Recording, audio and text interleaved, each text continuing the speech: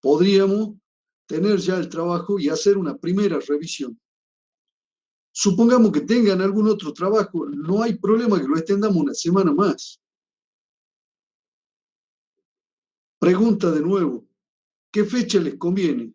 El martes que viene, que sería 18. Y el martes 25 ya no hay clase. Entonces tendría que ser, y creo que el lunes 24 tampoco. Este calendario está plagado de feriados, lamentablemente. Y mañana tampoco, además. ¿El feriado de mañana también se adhiere, profe?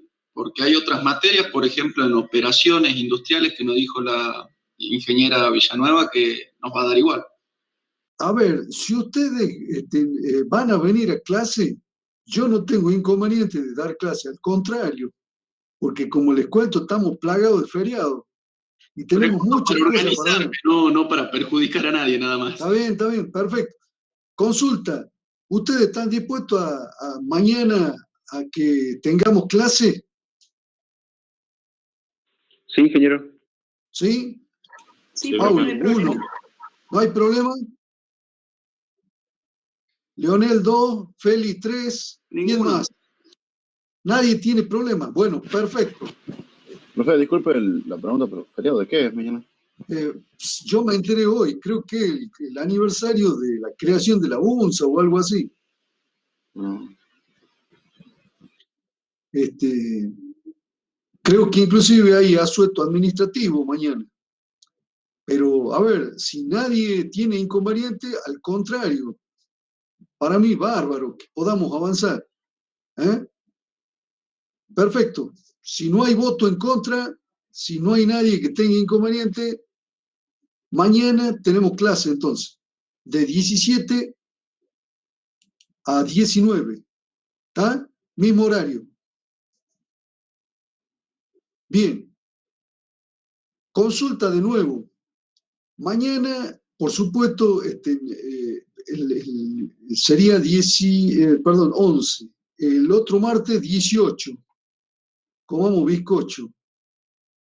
El martes 18, ¿cómo lo ven para hacer una presentación? Breve presentación de cada grupo.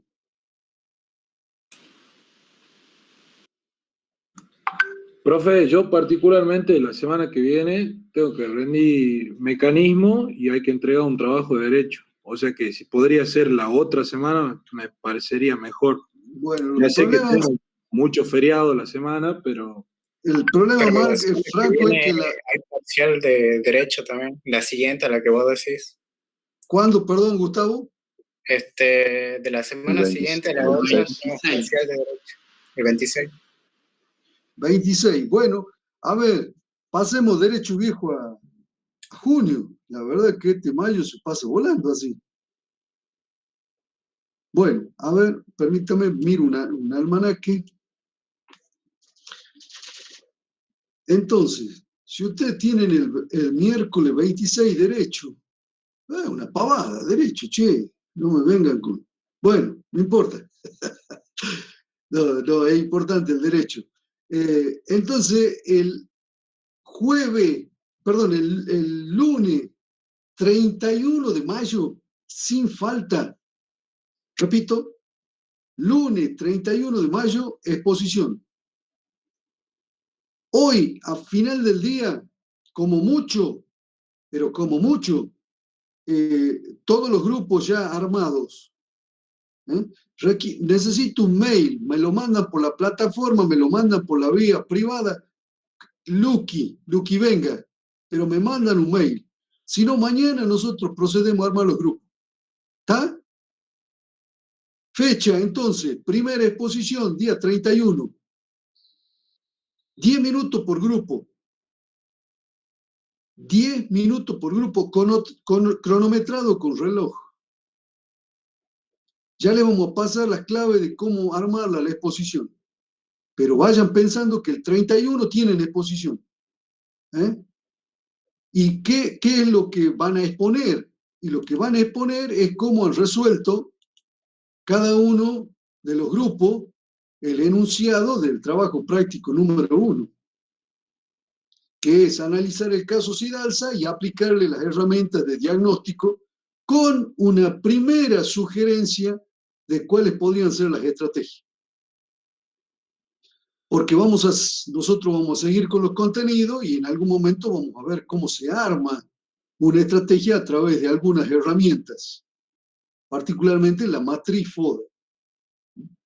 Yo el otro día le hice la distinción, una cosa es el análisis FODA, otra cosa es la matriz FODA.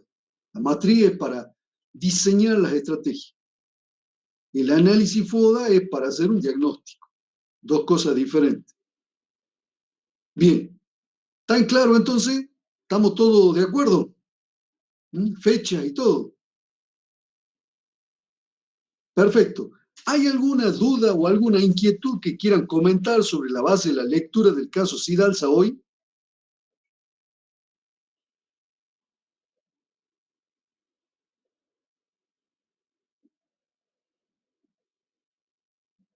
Silencio sepulcral. Cri, cri, cri, cri, cri, cri.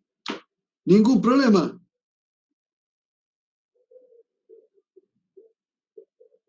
Bueno, si no hay ningún problema, Sí, adelante, Anita.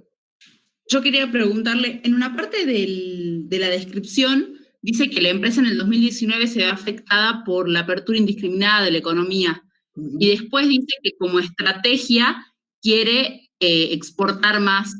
Que en un principio diga que se vio afectada negativamente, ¿es porque no tenía preparado un plan de exportación? No, a ver, son dos cosas diferentes. Una cosa es la importación, otra cosa es la exportación. Usted tiene en la importación un problema con su mercado interno. En la exportación usted tiene un problema con otros mercados que no son el interno. Usted puede andar muy mal en su mercado y puede andar muy bien exportando. ¿Me explico? Sí, yo había entendido que el problema del 2019 era la exportación y que como estrategia tenía la exportación también, digamos. No, el problema del 2019 es la importación, la apertura indiscriminada de la economía. Cuando se dice apertura indiscriminada de la economía, estamos hablando del mercado interno, estamos hablando de las importaciones. Por eso le decía que son dos cosas diferentes, tienen dos mercados de destino diferentes. La apertura indiscriminada tiene que ver con el mercado interno. La exportación tiene que ver con el mercado externo. Hay numerosas empresas, digo ya que lo he mencionado, que han podido sobrevivir los 4 años de desgracia del macrismo exportando, porque el mercado interno estaba absolutamente caído. Y había una doble tenaza sobre el mercado interno. Por una parte, la apertura indiscriminada, y por otra parte, la bruta caída del poder adquisitivo, deliberadamente realizada por el macrismo. La baja de los salarios de casi más de 500 y pico, 550, 540 y pico dólares per cápita per año que tenía el trabajador argentino, cayó a menos de 200 y pico dólares per cápita por año. Una bruta caída del poder adquisitivo. Imagínense lo que le pasa a las empresas que están dedicadas al mercado interno. Se le achica violentamente el mercado, la demanda. Ahora bien, eso no necesariamente ocurre en los mercados internacionales. Generalmente los mercados internacionales tienen un comportamiento diferente al local. A pesar de que los procesos de globalización tienden a, por ejemplo, diseminar las situaciones de crisis. En el año 2008, una crisis a escala mundial afectó a todo el mundo, Argentina incluido. Esta crisis de la pandemia es una crisis global, a escala mundial. No solo afecta a un solo país. Por cierto, por eso es todavía más serio el problema, porque en el 2001 estaba Argentina en crisis, pero el mundo seguía corriendo, seguía andando por sus carriles normales. Y Argentina, después del 2002, después de la debacle, consiguió rápidamente volver a, sobre todo, saliendo de la convertibilidad, que era una piedra al cuello, y además con cierta protección del mercado interno, el aparato productivo volvió a ganar fuerza, empezó a producir, estaba infrautilizado en su capacidad, pudo primero cumplir, digamos, con la demanda del mercado interno y rápidamente exportar. Y eso le permitió al país generar una serie de recursos con los cuales empezamos paulatinamente a salir del default. Eso pasó en la década pasada. Ustedes ya eran grandecitos para esa época, ¿eh? Así que seguramente la han vivido. En cambio ahora con la pandemia también tenemos una crisis importantísima, pero esa crisis se ve agravada porque el mundo también está en crisis. Ahora bien, dentro del marco de la pandemia hay algunas actividades que curiosamente tienen una mayor demanda. Algunas de esas actividades están vinculadas, digamos, a los insumos y a las demandas del sistema sanitario, pero otras están vinculadas, por ejemplo, al proceso de digitalización y de virtualización que las empresas están desandando. Entonces, por lo tanto, la pandemia no afecta a todos los sectores por igual. Vuelvo al caso que usted plantea. Las empresas en el sector informático tuvieron que recurrir, las que pudieron, al mercado externo en ese periodo que va del 16 al 19. Pero ahora, digamos, el problema es diferente. El problema no es la crisis del mercado interno.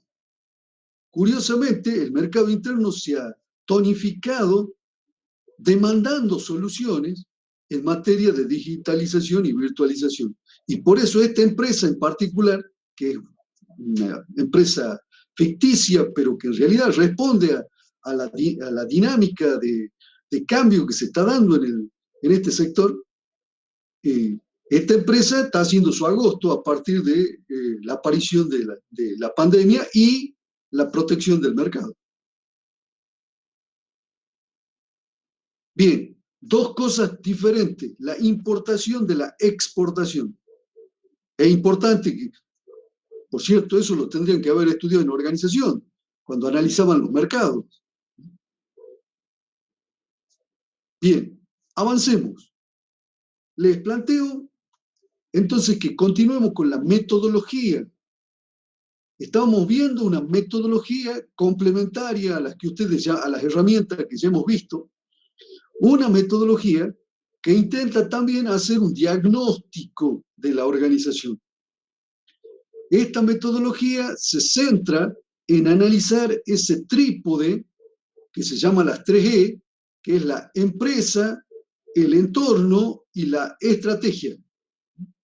Sobre ese trípode de las 3E se monta esta metodología para tratar de hacer un diagnóstico. Bien, veamos ahora en qué consiste la metodología, cuál es la estructura de base de esa metodología y después cómo se la aplica.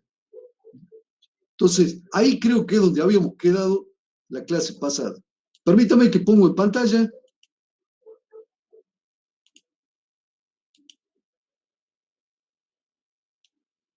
Creo que lo último que vimos fue esto.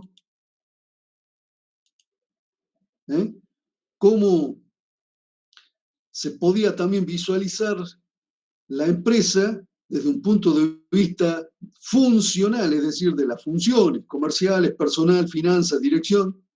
Se trata de un sistema que es un sistema abierto, de permanente intercambio con el entorno, a nivel de la empresa como un todo y a nivel de cada una de las funciones en particular. Este modelo está también en la base de lo que serán luego las preguntas para tratar de hacer un diagnóstico de situación de la empresa. Avancemos sobre la metodología. No me acuerdo si hemos llegado a revisar la metodología de diagnóstico interno, no importa, hacemos un breve repaso si no.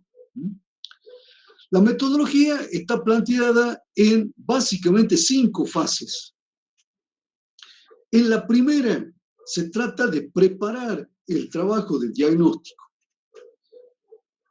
Ya vamos a ver que la preparación del trabajo implica ganar importantes bases de coordinación y sobre todo de tiempo. La preparación del trabajo implica, en primer lugar, reunir información en torno a la empresa a la cual vamos a hacer el diagnóstico. Usualmente eso en castellano ahora se traduce en el verbo googlear. Es decir, que en la fase 1 tenemos que juntar toda la información que está disponible, que no está dentro de la empresa, sino que está fuera de la organización. Información que nos permita contextualizar a la empresa que vamos a hacer el diagnóstico antes de arrancar. Eso nos ahorra tiempo y nos aumenta la capacidad de análisis que vamos a necesitar en las otras fases. En la segunda fase, por cierto, la preparación del trabajo de diagnóstico también consistirá en revisar el cuestionario, revisar las preguntas, que la persona que vaya a realizar el diagnóstico esté familiarizada con el cuestionario, con las preguntas, y sobre todo en cada pregunta tenemos valores de referencia. Creo que yo les dije el otro día que cuando uno hace una encuesta es una cosa, cuando uno hace un diagnóstico es otra. En la encuesta yo recibo la pregunta y anoto la respuesta, punto y raya. En el diagnóstico yo recibo la respuesta, la comparo contra un valor de referencia que yo tengo y anoto recién allí lo que a mí me parece que está ocurriendo. Como hace el médico cuando me hace una pregunta y mi respuesta él la contrasta contra el sistema que tiene etiológico, es decir, de relación entre síntomas y causa, eso lo tiene en su cabeza, eso lo ha estudiado él. Ese es un estándar, un parámetro de referencia que él tiene en su cabeza. Entonces la respuesta la contrasta contra ese parámetro y recién anota él, el médico. Nosotros tenemos que hacer exactamente lo mismo en una organización. No solo necesitamos conocer las preguntas, sino los valores de referencia contra los cuales vamos a hacer el diagnóstico. Para cada pregunta, para cada indicador en cada pregunta. Bien, fase 1 entonces nos preparamos para el trabajo de diagnóstico. Fase 2, preparamos al analista. Ahí, de nuevo, revisamos de nuevo las preguntas. A veces, en muchos casos, las organizaciones que hacen diagnósticos cuentan con personal que no está calificado, que no está capacitado. Y eso es una de las causas fundamentales de fracaso de los diagnósticos. Cuando el analista solamente se dedica a anotar lo que la empresa le dice y no tiene ninguna capacidad de valoración de esa respuesta, después la información con la que se retroalimentará a la empresa va a ser exactamente la misma que la empresa brindó. Cuando yo hacía un diagnóstico, un empresario me dijo una vez una frase que me quedó grabado. El hombre era muy reticente al diagnóstico porque ya le habían hecho alguno. Y entonces yo le expliqué exactamente cuáles eran los beneficios que podía obtener si hacíamos el diagnóstico con la herramienta que nosotros le estábamos presentando. Y entonces él ahí me dijo una frase. Mire, yo ya tuve una experiencia y me dieron la hora con mi propio reloj, me dijo este empresario. A mí me gustó la frase, porque era muy indicativa. Le habían dado un informe de diagnóstico en donde solamente se consignaban lo que el propio empresario ya había identificado. Es decir, que no había nada nuevo. No había ninguna valoración interesante ni ningún comentario en torno a eso, al diagnóstico que había hecho el propio empresario respondiendo las preguntas. Entonces, la fase 2 es clave. Tenemos que tener un analista que esté muy bien preparado. Tiene que conocerlo el cuestionario, tiene que conocer la valoración de cada uno de los parámetros que a su vez se traducen en una pregunta dentro del cuestionario, parámetro o indicador o variable. En el cuestionario, cada pregunta es un indicador o variable. Repito, cada pregunta es un indicador o variable. Y nosotros tenemos que tener una referencia de cuál debería ser el valor de esa variable o de ese indicador. Y contrastar con esos valores de referencia la respuesta que me está dando el hombre de la empresa. Bien, fase 2, entonces, necesitamos preparar adecuadamente al analista. Fase 3, tenemos que prepararla a la empresa. Esto consiste en acercarle usualmente un listado de la documentación que vamos a necesitar.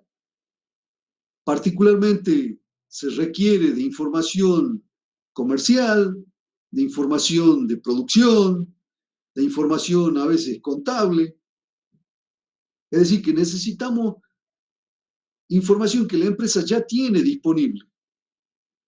Por cierto, en muchos casos, en esta fase hay que firmar un acuerdo de confidencialidad, de forma tal que la empresa tenga la plena certeza que la información que va a entregar no se va a difuminar por ninguna red social, no va a aparecer en ningún sitio. Existe una ley de confidencialidad. Quien firma un acuerdo de confidencialidad, si después lo rompe, tiene que pagar las consecuencias, que no son solamente económicas las consecuencias hoy, con la nueva ley de confidencialidad que existe en Argentina desde hace 15 años más o menos. Entonces, esa ley es muy importante para poder trabajar en un marco de confianza. Firmar un acuerdo de confidencialidad es para la empresa un signo de confianza. Yo he firmado varios cuando hemos tenido que hacer diagnóstico. Entonces, en tercer lugar, hacemos una preparación de la empresa, pidiéndole la documentación, firmando los acuerdos de confidencialidad previos si hace falta, y preparando una especie de cronograma de cómo vamos a hacer las entrevistas dentro de la empresa, facilitando fechas en las cuales pensamos que pueden ser las reuniones, con distintos actores dispuestos por la empresa. Esos actores pueden ser, generalmente uno apunta a que nos reciba el gerente. Si el gerente a veces tiene mucha ocupación, puede derivarnos tal vez a áreas específicas. Entonces, las cuestiones comerciales las responderá el gerente de ventas, marketing, las cuestiones de producción, el responsable, el encargado, gerente de producción, y así sucesivamente. Pero siempre es importante una reunión con el dueño gerente, sobre todo en el caso de una pyme, para explicarle adecuadamente cuáles son los beneficios que él puede obtener del diagnóstico, para además asegurarle, como decíamos, la confidencialidad de la información, y por otra parte, para indicarle qué información necesitamos y cuál sería la agenda de reuniones. Todo eso en la fase 3. Fase 4, pasamos a hacer directamente el diagnóstico. Esa es la fase operativa. Ahí desembarcamos en la empresa y vamos siguiendo la agenda de reuniones que tenemos prevista. Por cierto, además de las reuniones, pueden haber visitas, porque una cosa es tomar la información verbal de quien conoce el sitio y otra cosa es visitar el sitio. Generalmente un buen diagnóstico requiere de visitas pactadas, visitas al área de producción, visitas al área de venta, visitas al área de logística, visitas al área de investigación y desarrollo, si es que cuenta, visitas al área de planificación y control de la producción, etc. Visitas a distintas áreas dentro de la organización.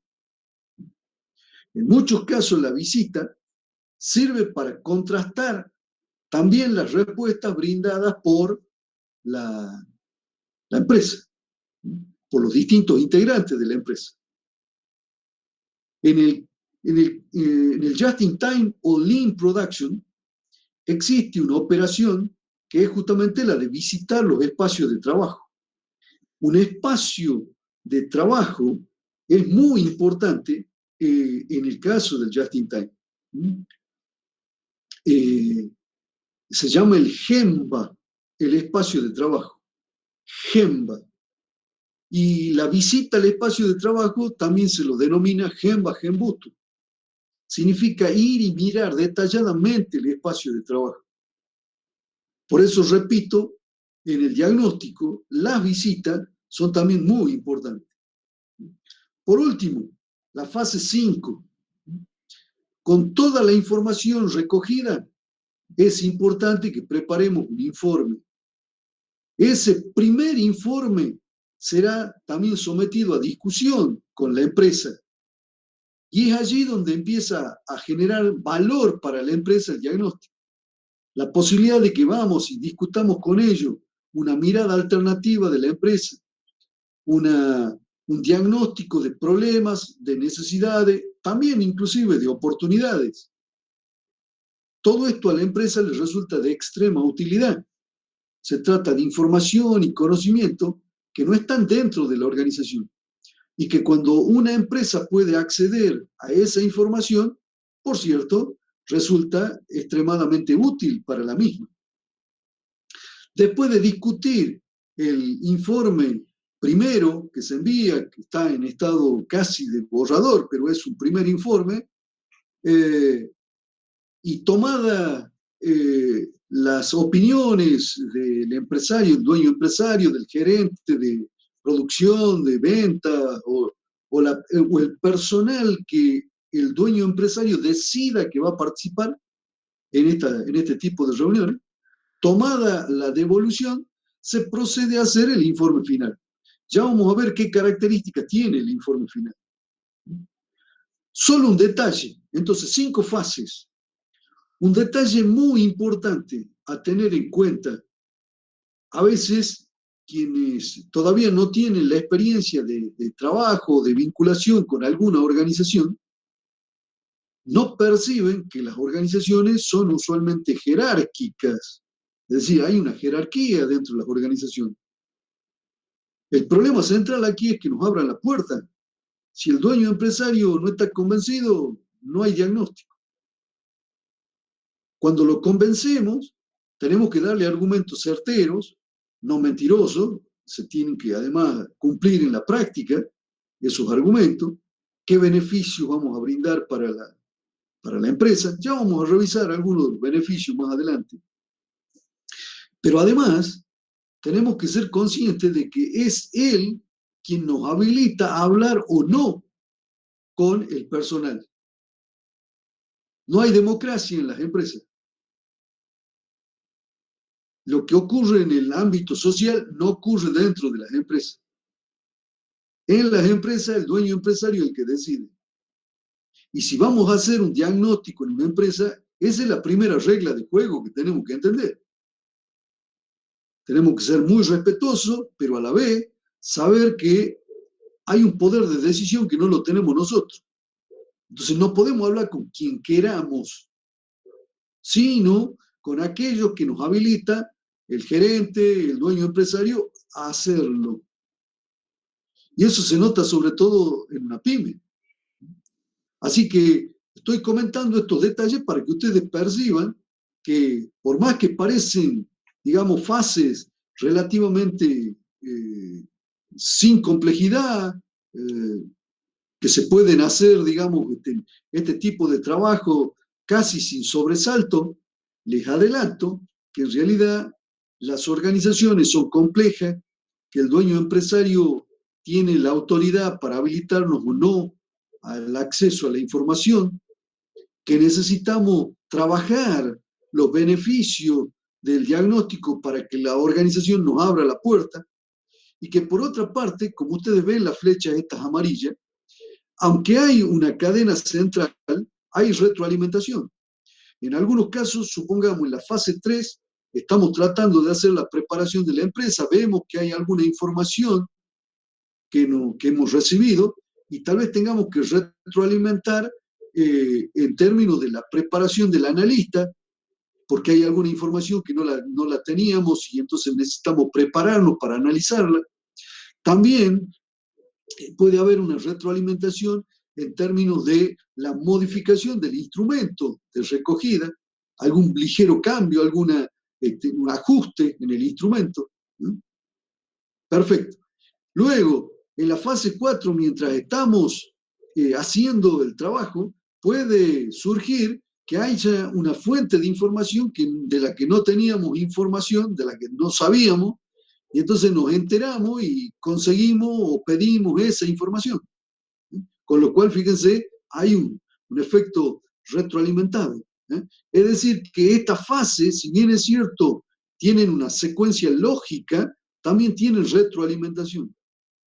El informe final, como comentábamos después de esa reunión donde se presenta el informe en borrador, capaz que en algún caso también nos requiere que volvamos hacia atrás a hacer o alguna visita o la aplicación del cuestionario a alguna persona que no estaba prevista, pero que surge en esta última reunión o en esta penúltima reunión en realidad, y en donde entonces capturamos la información y lo modificamos al informe y ya lo presentamos. Usualmente la presentación del informe final también se hace mediante una reunión. Todo va a depender de la disponibilidad de tiempo de la empresa y sobre todo de que vean la utilidad, el beneficio para la empresa de un ejercicio diagnóstico, de un informe con un diagnóstico de problemas, de necesidades y de oportunidades, de cambio, de innovación, etc. Bien, consulta, inquietudes, preguntas.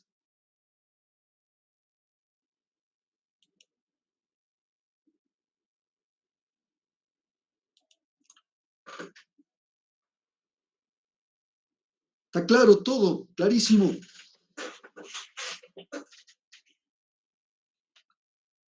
Sí, Gonzalo, ¿usted quiere preguntar algo o no?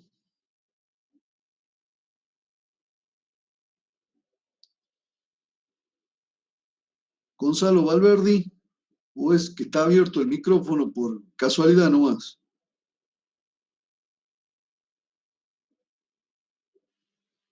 Bueno, me parece que no lo tenemos a Gonzalo ahí presente. No está presente. Bueno. Profe, disculpe, ¿podría poner de nuevo la diapositiva? No llega a copiar los últimos dos pasos. Perfecto. Perdóneme, la diapositiva está en la página, ¿no? Lo digo por si acaso voy rápido y capaz que a usted no le doy tiempo, pero en la página está la transparencia y la puede bajar y todo, ¿no? Leonel, pero la ponemos ningún problema. Ponemos de vuelta, por supuesto. Gracias, profe. De nada. Profe. Sí, adelante. Yo estoy mirando ahora la plataforma y entré toda la semana y nunca pude encontrar el Sí. tema 2 en la plataforma. Como que está oculto. A la peluca, bueno, se me habrá pasado entonces. Sí. No pasa de hoy que lo ponemos visible. Es más, en el interín, ahora que hagamos un pequeño alto, lo pongo visible. Bueno, muchas gracias. No, al contrario, gracias a usted por el comentario. Si no, si me hubiera pasado, yo estaba convencido de que estaba visible. Pero puede ser, como dice usted, que no esté visible. Pero está todo el material ahí, así que por eso le digo que o es un error nuestro, o hay algún problema, ya lo chequeamos. Bien. Perfecto. 5 fases entonces para esta metodología. Bien. Voy a avanzar. ¿Podemos avanzar, Leonel? Sí, profe, gracias. De nada. Perfecto. En términos, esas son las fases. Una especie de descripción, de análisis más descriptivo de la metodología. Veamos ahora la metodología en términos de lo metodológico propiamente dicho. Fíjense que en términos de metodológico, el trabajo arranca, en primer lugar, sabiendo que vamos a analizar la empresa, pero también el entorno de la empresa y también la estrategia de la empresa. Sabiendo además que la estrategia intenta alinear los recursos y capacidades internas de la empresa con el entorno de la empresa. Vamos a ver más adelante en qué consiste exactamente el alineamiento. Consérvenla esa palabra sobre la cual vamos a volver más adelante, una palabra muy importante en el campo de las organizaciones, el alineamiento. Bien, entonces, desde el punto de vista, si ustedes quieren, conceptual, analítico, partimos del famoso modelo de las 3E. A continuación, sobre la base de ese modelo de las 3E, determinamos un conjunto de variables que me permiten estudiar a la empresa, al entorno y a las estrategias. Ese conjunto de variables usualmente son no observables, entonces tenemos que recurrir a un indicador. Supongamos la variable calidad. La variable calidad no anda caminando por la calle, no se la ve en ninguna planta. Ahora, un indicador de la calidad sí es visible. Por ejemplo, número de no conformidades por año, porcentaje de defectuosos sobre, por ejemplo, cada 1000 productos. Esa sí es un indicador que es visible además. Pero la variable calidad no. Entonces, por lo tanto, para aquellas variables que no son observables, yo necesito definir un indicador. Por ejemplo, en el campo de las estrategias, hay una variable muy importante que es la competitividad. También, nadie la ha visto caminando por la calle, no anda dentro de la planta ni en el entorno de la empresa. Pero sí hace falta un indicador. Por ejemplo, cuota de mercado o evolución de la cuota de mercado. La competitividad se puede medir a través de la cuota de mercado. Y la evolución de la competitividad está asociada a la evolución de la cuota de mercado. Entonces, como ustedes pueden observar, hay variables que son no observables, otras que pueden eventualmente serlo. Por ejemplo, la productividad. Yo necesito calcularla, pero los indicadores están ahí visibles de la productividad. Puedo medir, por ejemplo, nivel de producción. Puedo medir capacidad de producción. Esas son variables más observables, pero hay algunas que no lo son. Y en el caso de que no sean variables observables, necesito definir un indicador. Entonces, tanto con las variables observables como con los indicadores de las variables no observables, tengo que armar el cuestionario. El cuestionario tipo, cada pregunta refleja una variable y o un indicador. Fíjense que hay un error bastante común cuando se plantea la realización de una encuesta. Lo veo, por cierto, yo permanentemente en los trabajos finales que me hacen llegar. Estoy en la comisión de trabajo final. Y entonces, algunas de las encuestas se arman desde las preguntas. Y eso es un error metodológico importante. Cuando yo quiero hacer una encuesta, lo primero que tengo que definir es el objetivo. ¿Qué es lo que quiero conocer? A continuación, las variables que me permiten conocer eso que quiero conocer, ese objetivo. A continuación de las variables, recién defino el cuestionario. Variables e indicadores, recién defino el cuestionario. Cada pregunta del cuestionario es una variable o indicador. ¿Puedo tener más de una pregunta para una variable? Sí, a veces puedo tener más de una pregunta para una variable. Pero no, yo no arranco haciendo las preguntas, arranco identificando las variables y los indicadores, que a su vez tienen que ser congruentes con el objetivo de la encuesta, o en este caso del diagnóstico. Bien, lo comento porque es un error bastante usual. Lamentablemente, no sé si nos va a dar la vida para ver cómo se hace una encuesta, que es toda una metodología al respecto. Bien, con el cuestionario, lo que hacemos es la recogida de la información. Esa recogida de la información también se puede dar a través de otro instrumento diferente al cuestionario, que son las entrevistas. Las entrevistas, generalmente, a diferencia del cuestionario, tienen un pequeño guión, pero es mucho más abierto. En el cuestionario, las preguntas tienden a ser más bien cerradas, si es posible con opciones. ¿Por qué? Porque eso facilita la valoración de las respuestas.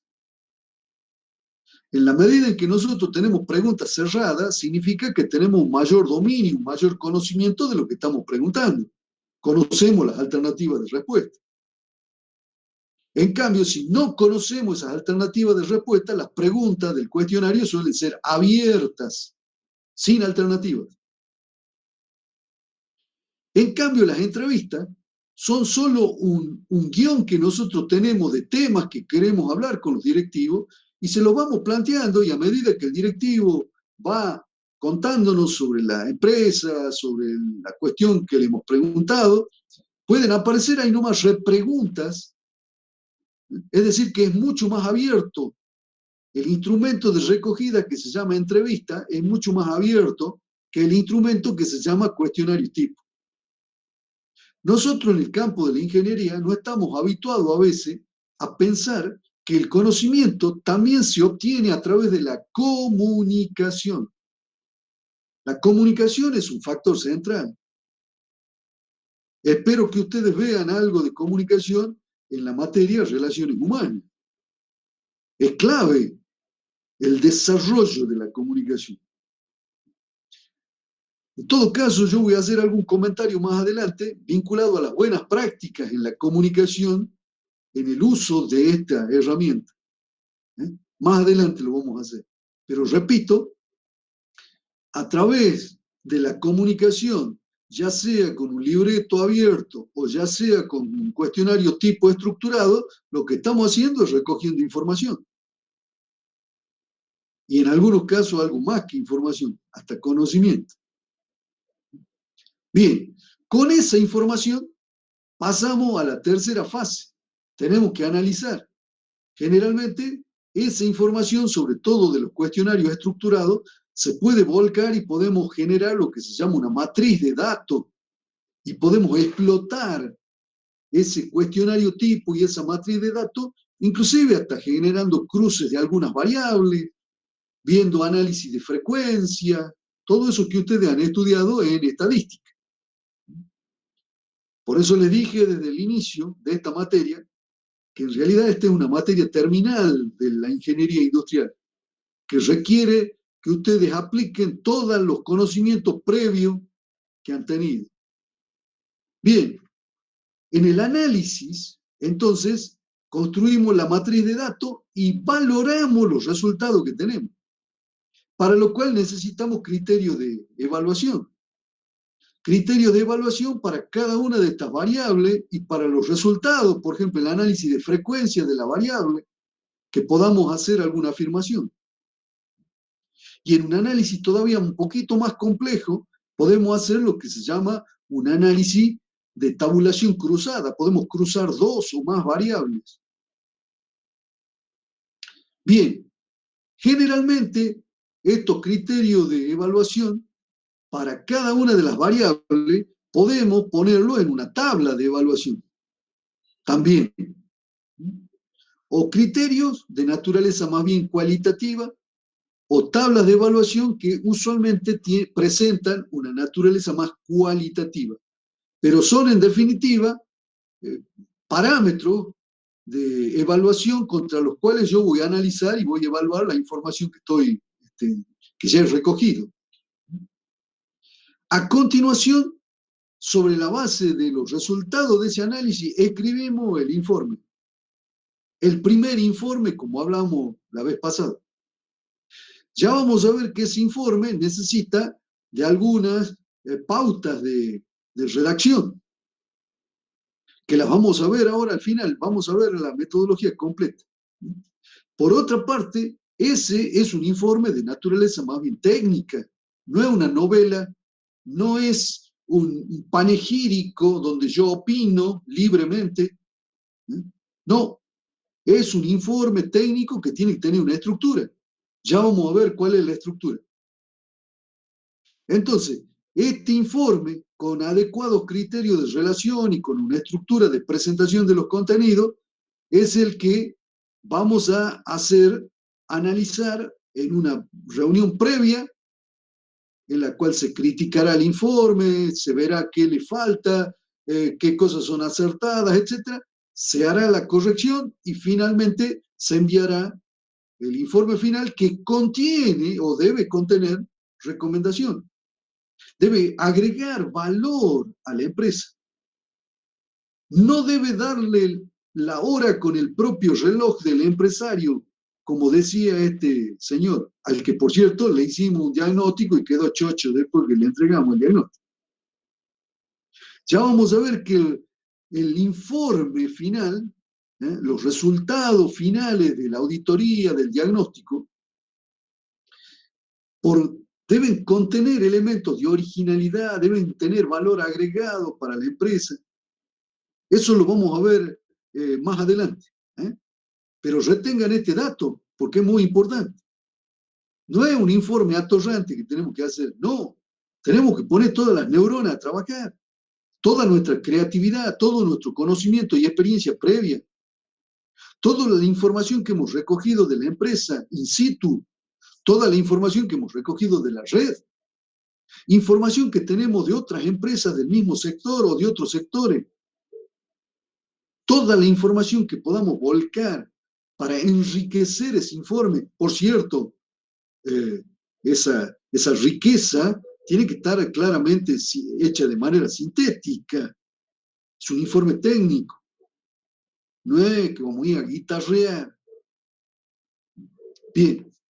Entonces, esta es la metodología que traduce de manera ya más analítica lo que acabamos de ver, que es en realidad la fase, cómo se iría, digamos, desarrollando por fases la encuesta, el diagnóstico. Bien, avancemos. No sé si hay algún comentario, alguna inquietud. Profe. Sí, adelante. A mí me quedó una duda con respecto a un indicador. ¿Qué era la cuota de mercado? El indicador de competitividad.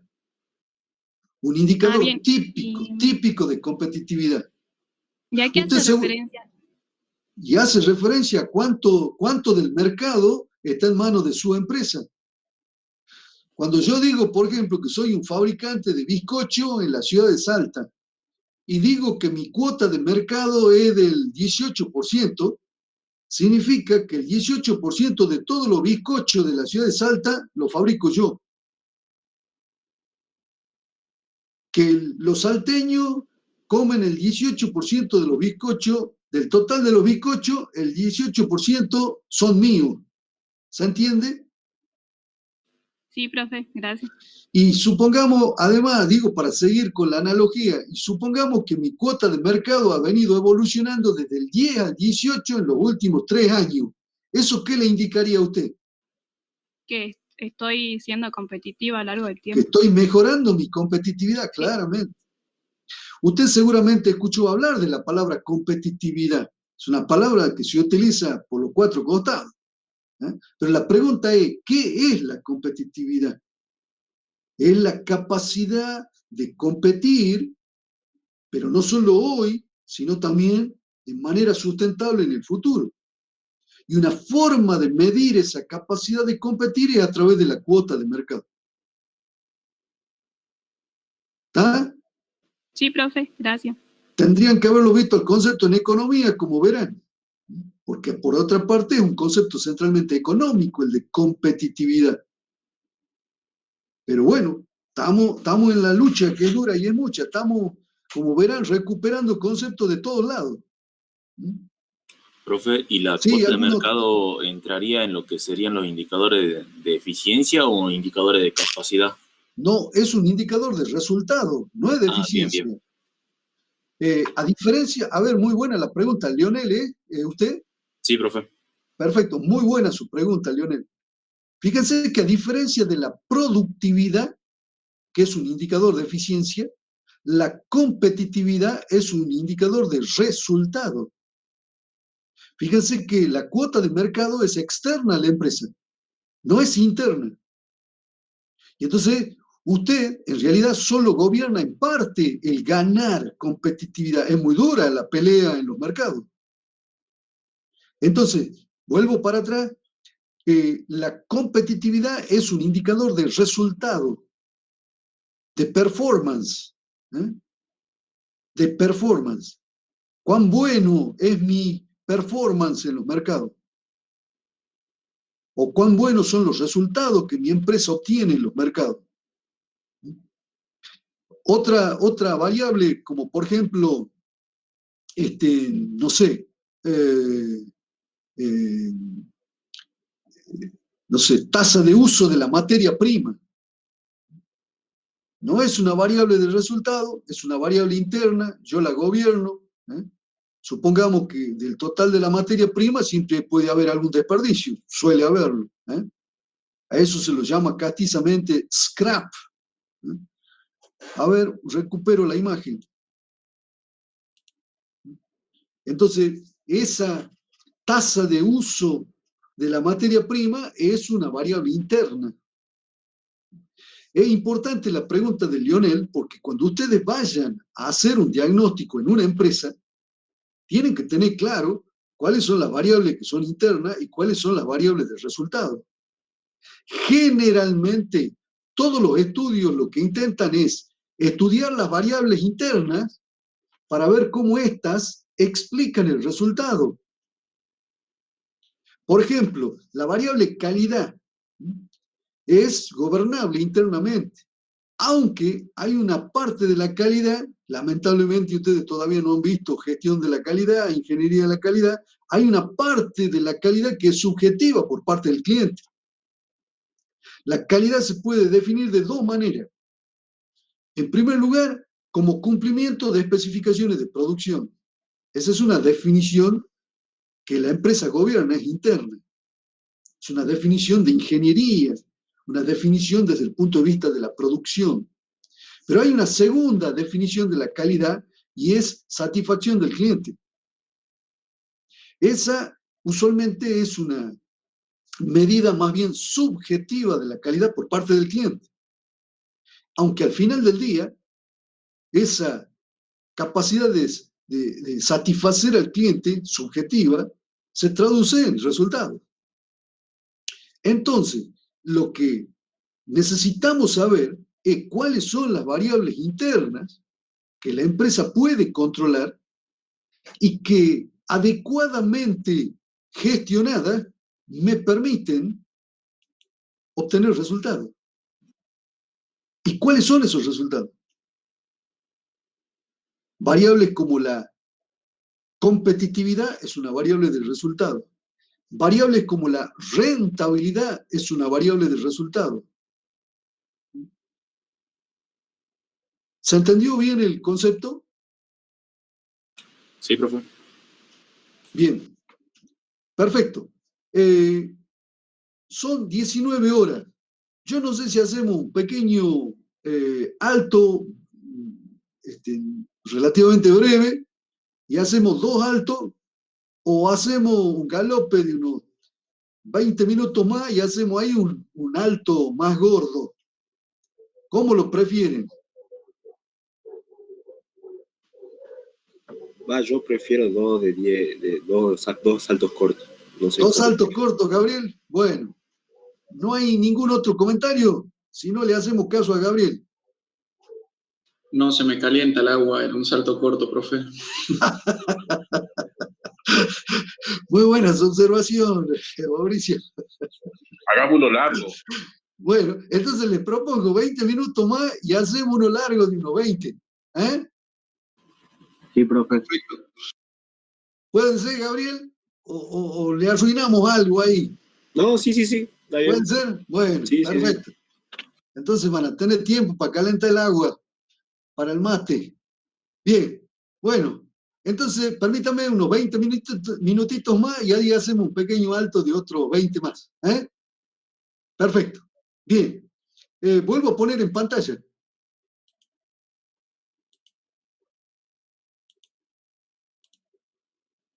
Bien. Entonces, esta sería, desde un punto de vista más conceptual, la estructura de base de la metodología. Más allá de cuáles son las fases que vamos a desarrollar, esto es lo que está en términos metodológicos por detrás del diagnóstico. El diagnóstico se ejecuta en fase, pero la metodología incluye desde un modelo analítico del cual derivamos las variables, la definición de las variables, los indicadores, la elaboración del cuestionario y del libreto para las entrevistas, luego la recogida de información, el análisis de esa información teniendo en cuenta criterios o tablas de evaluación. Una vez que tenemos hecho el análisis, la redacción que debe seguir un formato adecuado, en términos de estructura, en términos de redacción. Y finalmente la presentación de estos resultados. La comunicación de los resultados. Muy importante. El diagnóstico es dialógico también, es decir, dialoga. No es solo analítico, es decir, racional, lógico, sino también es dialógico, dialoga. A través de la comunicación vamos obteniendo la información. Perfecto. Fíjense que desde el punto de vista de los procesos, veamos a nivel de cada una de las etapas, combinando las dos cuestiones anteriores, fíjense cómo vamos resolviendo la cuestión de la aplicación de la metodología. Etapa 1, contacto telefónico con la empresa. Voy a comentar la aplicación de la metodología en términos presenciales, pero podemos reemplazar alguna de las reuniones. Hoy podemos reemplazarla por reuniones virtuales. Por cierto, la verdad de la milanesa es que yo todavía no me convenzo de que una reunión virtual pueda reemplazar a una reunión. Creo que en castellano se dice face to face, cara a cara. Ver la cara de la otra persona, los gestos, el lenguaje no oral. Si me permiten, hay un área de las comunicaciones que se llama la programación neurolingüística. Y ahí se ha podido demostrar que más del 70% de la información se transmite en forma no oral. Cuando nosotros hablamos con otra persona, cara a cara, el 70% de la información que nosotros tomamos de esa reunión es de una comunicación no oral. El lenguaje corporal dice mucho, muchísimo, pero además están todos los detalles. Eso no es posible en una entrevista de tipo virtual. Creo que, aunque hemos avanzado y mucho en lo virtual, todavía lo presencial sigue teniendo algunas ventajas en algunos terrenos. Como es este, por ejemplo, el de tomar información que, repito, hay datos de contexto que son vitales cuando uno trata de capturar información. Máxime cuando además el contexto en el cual nos vamos a mover es nuevo. Bien, entonces, primera etapa, contacto telefónico. Tenemos que, mediante el contacto telefónico, convencer de que el instrumento es el adecuado y hacer un primer desembarco, usualmente con una entrevista con el dueño o el gerente, el mandamás, el que corta el bacalao. Y entonces, en esa entrevista, terminamos de cerrar cuál va a ser la forma en la que vamos a administrar el diagnóstico en esa organización. Y además, es fundamental vender, en el buen sentido de la palabra. Tenemos que convencer al dueño, gerente o al empresario de que la herramienta realmente le va a generar valor agregado, que se va a ver beneficiado con la aplicación de este diagnóstico. Bien, una vez que tenemos esa entrevista, también vamos a empezar a armar digamos, el desembarco con quien el gerente nos habilite a conversar. Por supuesto que al gerente le vamos a transmitir cuál es la demanda básica de información. Si el gerente está convencido, porque nos llamó él para que hagamos el diagnóstico, esta segunda etapa puede hacerse totalmente virtual, por cierto. Y allí también, cuando hablamos con el gerente, sabemos o podemos enterarnos de cuáles son las fuentes de información disponibles en la organización. Un dato muy importante. ¿Cuáles son las fuentes disponibles de información dentro de la organización? Cuanto más pequeña sea la empresa, mayor problemas hay con las fuentes de información. Generalmente, la información está dispersa, no está relevada, no hay fuente sistemática de datos. Eso implicará en muchos casos que quien hace el diagnóstico tenga que hasta armar esa fuente. Doble trabajo. Entonces, es muy importante saber qué información necesitamos sobre la base de las variables y del cuestionario y de la posible entrevista, pero además enterarnos de cuáles son las fuentes de información, trasladándole al dueño gerente cuál es nuestra demanda de información. Esa demanda de información la vamos a complementar con información que vamos a obtener por fuera de la empresa, que es usualmente la información vinculada al sector económico o al segmento económico donde la empresa compite. Bien, tercera etapa, ahí ya desembarcamos con la encuesta, habiendo hecho todo el resto de lo que vimos, es decir, habiendo ya afinado el cuestionario, habiendo también afinado el guión o los argumentos de conversación que vamos a tener con los directivos.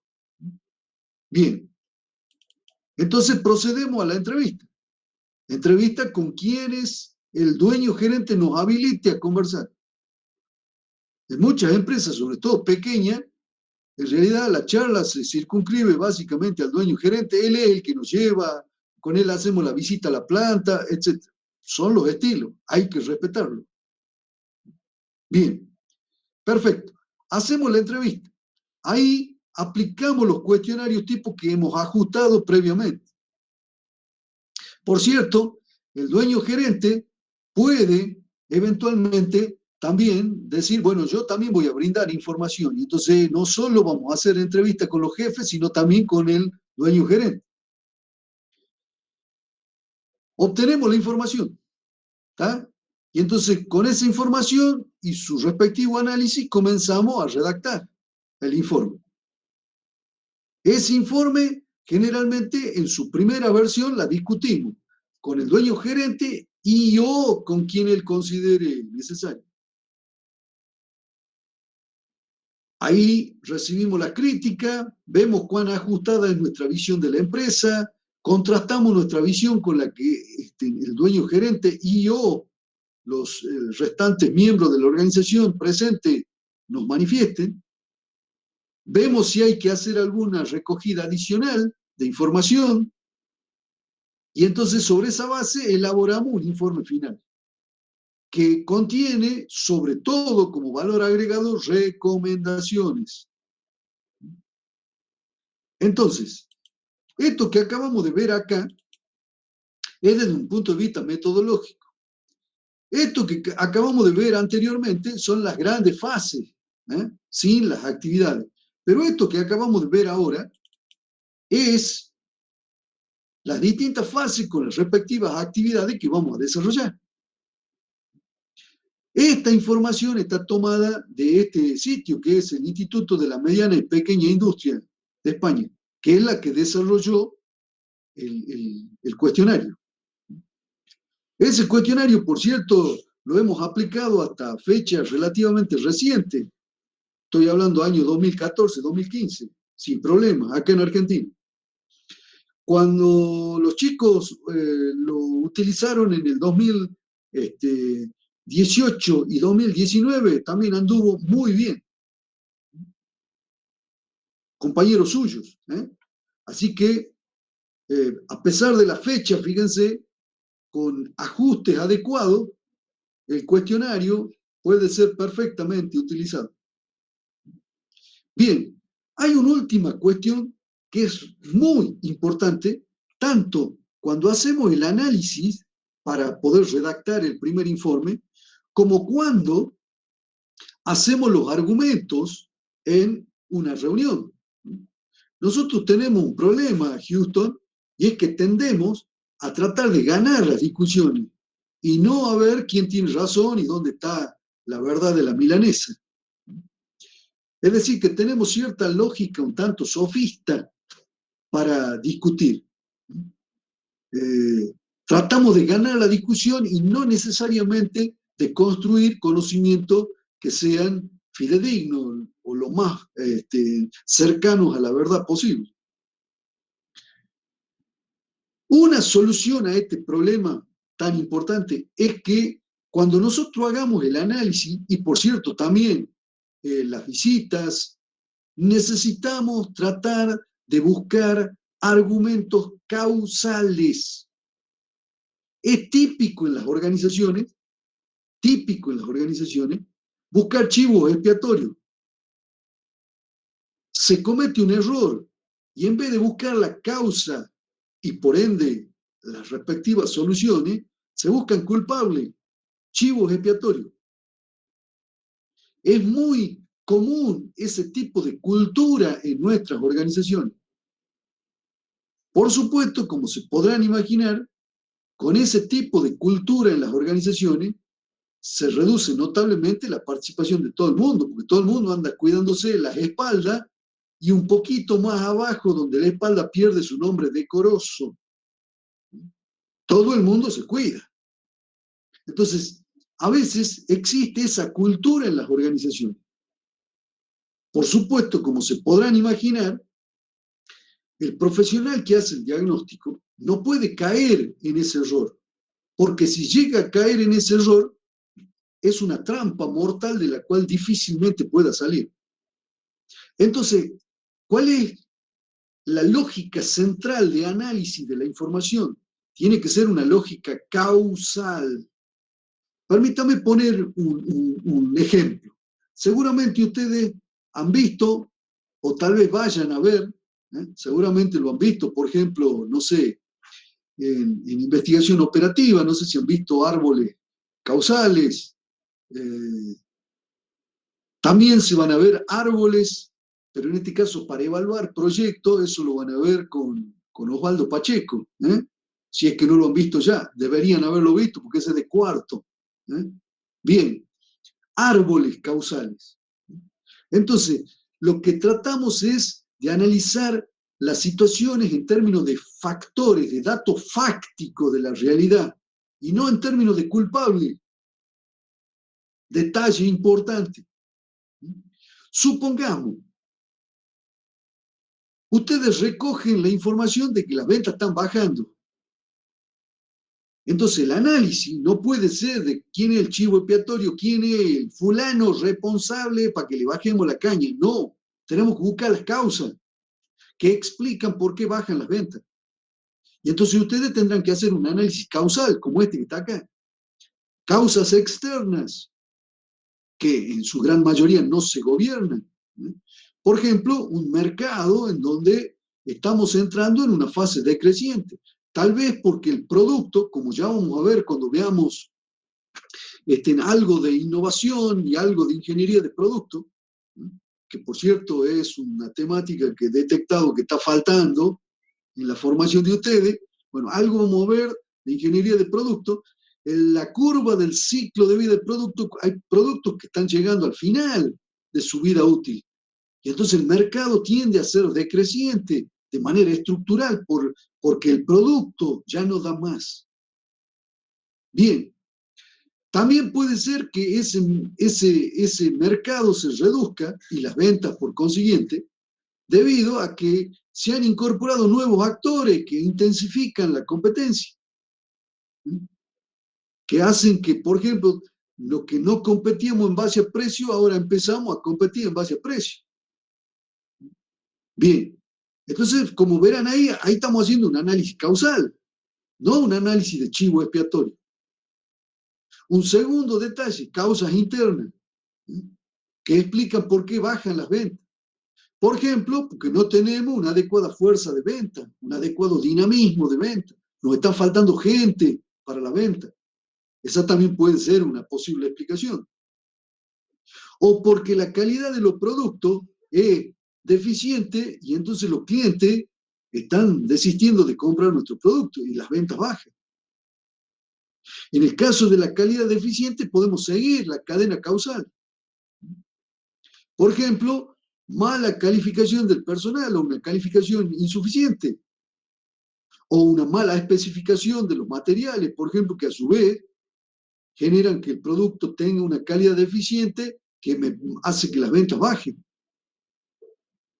¿Cuál sería la solución para los problemas de mala calificación o de falta de capacitación del personal? Y cambiar la política de personal. Tenemos que capacitar a la gente. También podría ser una política de mejora del diseño, de la fabricación, o una política de compra, donde especifiquemos bien el material que vamos a comprar.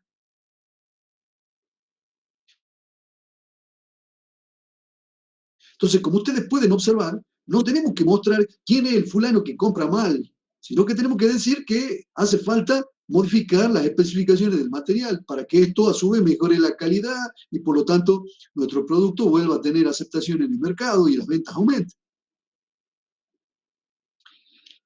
La metodología que tenemos que emplear para analizar es causal. Tenemos que ir de los síntomas que hemos observado a las causas. Eso es un diagnóstico. Pasar de los síntomas a las causas.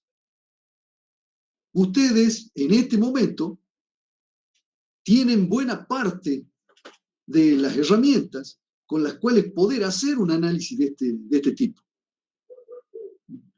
Por otra parte, el análisis causa-efecto que estamos planteando acá, cuando además se lo puede hacer a través de algún gráfico, una forma gráfica, como estamos ahora presentándolo, tiene un impacto muy interesante. Fíjense que acá estamos planteando todos los factores posibles, es decir, que estamos tratando de tener una visión sistémica del problema. Entonces, repito, el análisis del cual estamos hablando es un análisis de tipo causal, no buscando chivo expiatorio. Detalle muy importante. Este análisis causal objetiva el análisis. Lo hace mucho más objetivo y no subjetivo. ¿Dudas, inquietudes, comentarios?